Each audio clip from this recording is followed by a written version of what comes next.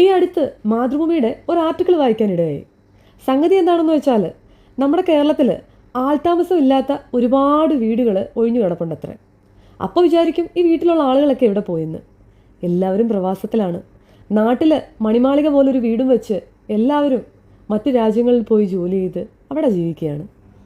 ഇതിലെ മറ്റൊരു കാര്യം എന്താണെന്ന് വെച്ചാൽ മക്കൾ നാട് വിട്ടു പോകുമ്പോൾ അനാഥരായി പോകുന്ന ഒരുപാട് മാതാപിതാക്കളും നമ്മുടെ നാട്ടിലുണ്ട്.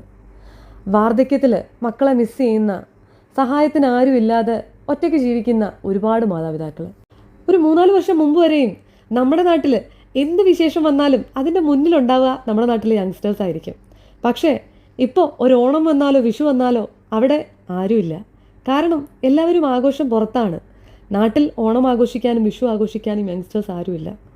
വിദ്യാഭ്യാസം, ജോലി, താമസം, PR തുടങ്ങിയ ഒരുപാട് ആവശ്യങ്ങൾക്കായിട്ട് എല്ലാവരും സ്വന്തം നാട് വിട്ട് മറ്റു രാജ്യങ്ങളിലേക്ക് ചേക്കേറി. 192 രാജ്യങ്ങളുണ്ടെങ്കിൽ അതിൽ 182 രാജ്യങ്ങളിലും മലയാളികളാണ് അത്രേ ഉള്ളത്. പണ്ടാരോ പറഞ്ഞതുപോലെ മലയാളി ഇല്ലാത്ത നാടില്ലല്ലോ. നമ്മുടെ വേൾഡ് ഓഷൻ്റെ 93% മലയാളികളെ കൊണ്ട് നിറഞ്ഞിരിക്കുകയാണ്. അത്രയധികം മൈഗ്രേഷൻസ് നമ്മുടെ നാട്ടിൽ നടക്കുന്നുണ്ട്. ഇതിൽ ഏറ്റവും മുന്നിൽ നിൽക്കുന്ന ജില്ലകൾ പത്തനംതിട്ടയും കോട്ടയവും എറണാകുളവും ഒക്കെയാണ്. മാതൃഭൂമിയുടെ ഒരു കണക്കനുസരിച്ച് പത്തനംതിട്ട ജില്ലയിൽ ഏകദേശം 61,000 വീടുകൾ താമസമില്ലാതെ ഒഴിഞ്ഞു കിടപ്പുണ്ട്. ഈ വീടിനൊക്കെ ഉടമസ്ഥരുള്ളതാണ്, പക്ഷേ താമസിക്കാൻ ആളില്ല എന്ന് മാത്രം.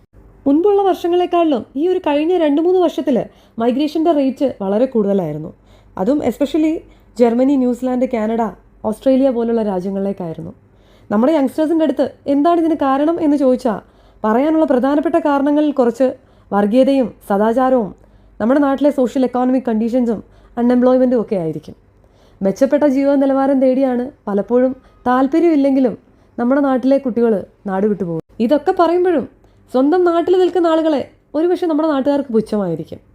പുറത്തെവിടെയോ ആണ് ജോലി ചെയ്യുന്നതെന്ന് പറയുന്നത് വലിയൊരു കാര്യം പോലെയാണ് പല പേരൻസിനും. 99% പേരൻസ് തന്നെയാണ് കുട്ടികളെ നിർബന്ധിച്ച് മറ്റുള്ള രാജ്യങ്ങളിലേക്ക് അയക്കുന്നത്. പക്ഷേ വാർദ്ധക്യകാലത്ത് ഇവരെ നോക്കാൻ ആരും ഉണ്ടാവില്ല. ഏതെങ്കിലും ഒരു ഹോം നഴ്സിൻ്റെ സഹായത്തോടെയോ അല്ലെങ്കിൽ ആരുടെയും സഹായമില്ലാതെയോ ആണ് ഒരുപാട് പേരൻസ് നാട്ടിൽ ജീവിക്കുന്നത്.